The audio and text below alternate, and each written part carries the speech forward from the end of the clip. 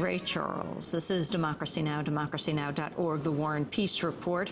As we turn now from the politics of food to the politics of fruit, Montreal-based writer Adam Leith Gollner traveled around the world in search of what he calls the forgotten histories of fruit, whether it's the bananas readily available in American supermarkets or fruit deemed too dangerous for the FDA to approve. These stories are collected into a new book called The Fruit Hunters, a story of nature, adventure, commerce, and obsession. I recently spoke to Adam Leith Gollner and began by asking him to talk about the geopolitics of fruit. One recent story that has been making some news is Indian mangoes.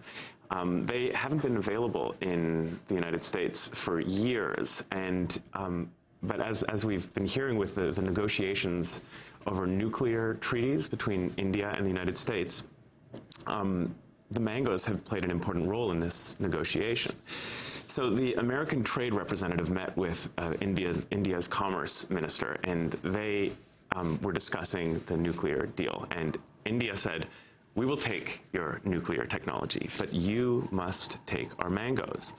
And they haven't been allowed in because there's the possibility that they may harbor pests. And so America said, no, we won't allow them in, even though they are supremely delicious and far superior to the mangoes that we normally get over here. I mean, you have to taste one, but they're just unbelievably delicious. And so the U.S. Trade Representative came back and said, look, they will take our nuclear technology, but we need to take their mangoes. And so President Bush flew to India and said, Americans are looking forward to eating Indian mangoes. You say that delicious, lethal, hallucinogenic, and medicinal fruits have led nations to war, fueled dictatorships, lured people into new worlds.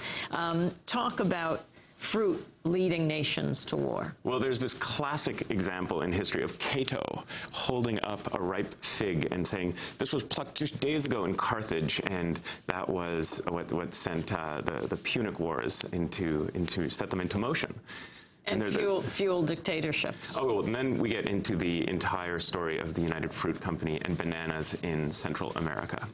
Okay, let's go to the United Fruit Company. Now Chiquita, which has played a huge role in international politics. I want to play a clip from a 1950 film that was made by the United Fruit Company called Journey to Banana Land. It is interesting to know that if it were not for fast transportation, bananas in North America and the rest of the world would be a rare delicacy, a fruit no one could afford to have or to buy. As workers carry the bunches to the conveyor belt, a man hacks off the end of each bunch with the same kind of knife we saw used on the plantation. Remember, it's called a machete.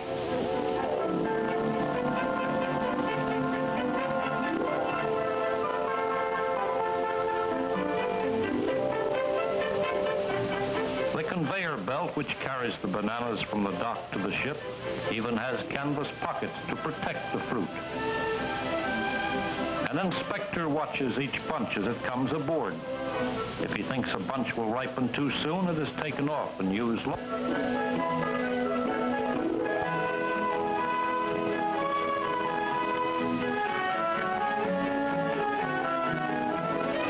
Now the ship is about ready to leave.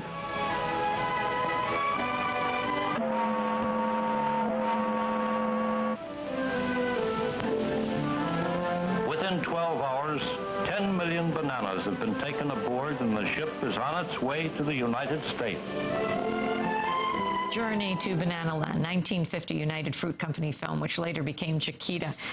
Adam Gollner, our guest, author of The Fruit Hunters, a story of nature, adventure, commerce, and obsession. The significance of this. Well, the United Fruit Company was more than just a fruit company. In fact, they were called the octopus because of their many tentacled agglomeration of political clout. They owned the railroads. They controlled the postal service in Central American and Caribbean countries. And in fact, they controlled the entire economies of these countries. As some of us know, they orchestrated the coup in Guatemala in the 50s. And they also...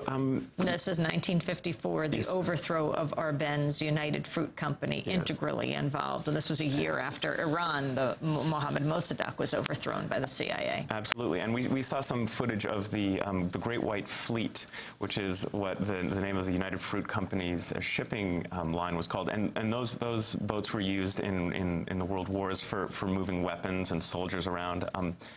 The company also funded the Bay of Pigs invasion, and so they What do you mean? Their money was used in the invasion of Cuba. And so they have played all sorts of roles that go far beyond just bringing fruits into America. Adam Gollner, what did you bring with you today? Okay, we've got a couple of interesting things here. This is